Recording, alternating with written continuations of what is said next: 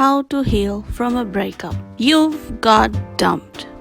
Now what? Should you bury yourself under 3 blankets and lie in a fetal position and cry for next 2 years? Or should you eat 3 tubs of Ben & Jerry's ice cream and hook up with the Domino's delivery guy? Well, in this video, you're gonna find out exactly how to heal from a breakup.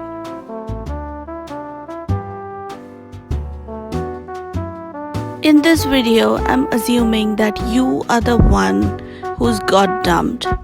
And even if you are the one who's cut off a relationship, this could still work for you. So hang on. The first step is to stop all further contact. This means go cold turkey.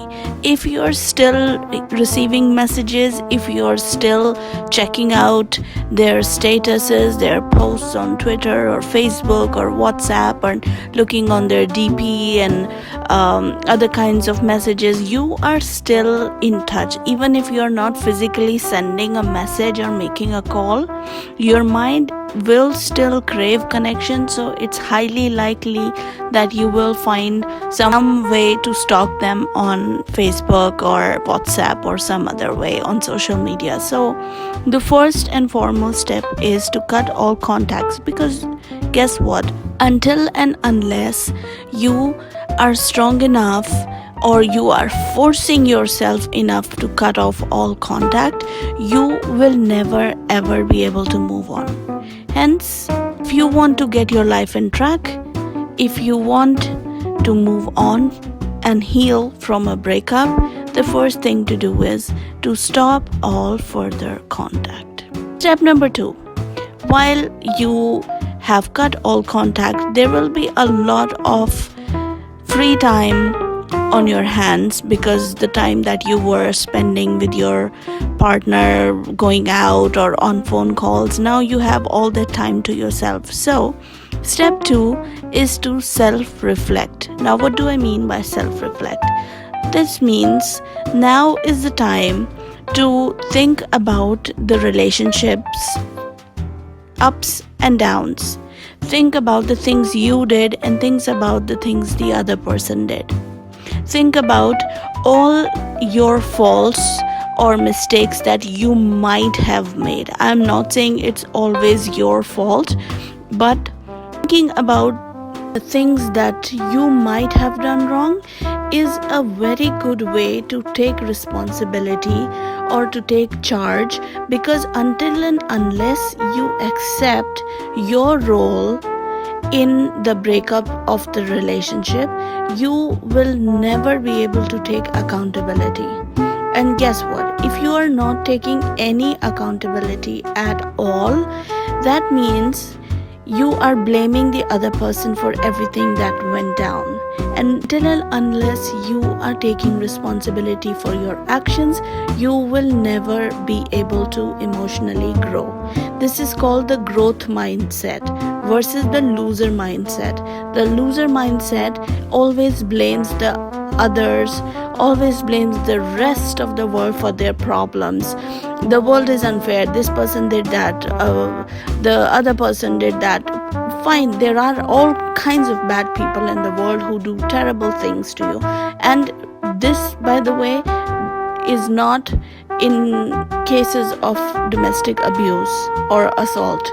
These are not the cases that I'm talking about, because I'm not asking you to take responsibility for your abuse. Absolutely not. That's a separate story. There are several videos on my channel about abuse itself that you can find. But right now, what I'm talking about is a normal relationship where there was no abuse, but there were bad actions or bad decisions from both parties. So now is the time to recognize what were your mistakes, what was your role in that bad relationship. And even if you don't think that you actually made a deliberate mistake by, for example, you were not being evil, there are chances that you were maybe naive in some cases. Maybe you didn't communicate enough, maybe you trusted the wrong people. Whatever it was, a fault does not always mean something that carries a huge guilt. Thinking about your actions in the relationship means everything: your naivete, your misconceptions, your over expectations, overreactions to something, could be anything. So the second point of self-reflection includes all those things that might have happened. How much of the relationship was in your control, how much of it was a forced thing, or let's say a pressured thing. It could be a peer pressure, it could be family pressure, it could be any kind of pressure. Until and unless you are able to take charge of your own role in the relationship and your own responsibilities, you will never be able to have a better one next time. So point 2 is to self-reflect about all those things. Point 3 is self-love. And by self-love, I mean self-love just for yourself. So when you're healing from a relationship that has been broken or damaged, the third thing to do is to invest time in your own self. Spoil yourself, do things that you might have thought that you would one day do with your partner. If you want to travel, go travel. If you were saving some dresses for going out with your partner, put them on and go out with your friends, or just by yourself, even have fun. But the most important thing here is to not enter a new relationship, or don't claim that you are immediately in love with somebody else 10 minutes after the breakup. Because emotionally, your mind is very likely to repeat the same mistakes that you made in the previous one if you have not given enough time between the relationships.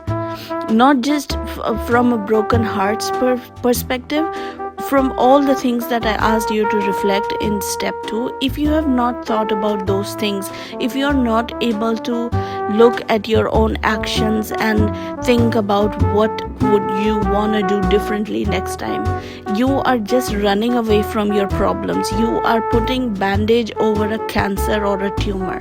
You are not sorting the real issue here. So in step 3, I want you to spend time just with yourself, loving yourself, giving yourself the best life, that all the dreams that you ever had, chase after them, go for them. Think about all the different things that you like and spoil yourself. Do all the things that you wanted to do by yourself without needing a partner. And only after you have spent enough time being self-reliant, being on your own, only after that time, think about a new relationship. So the topic of breakups is very detailed and complex and large enough, and I cannot cover it completely in a 10-minute video, but in this video I've tried to touch upon the most important parts of the process of healing from a breakup. So I really hope that it helps you. If you have any questions, if you want any one-to-one advice, you're always welcome to write back to me. I want to leave you with a quotation.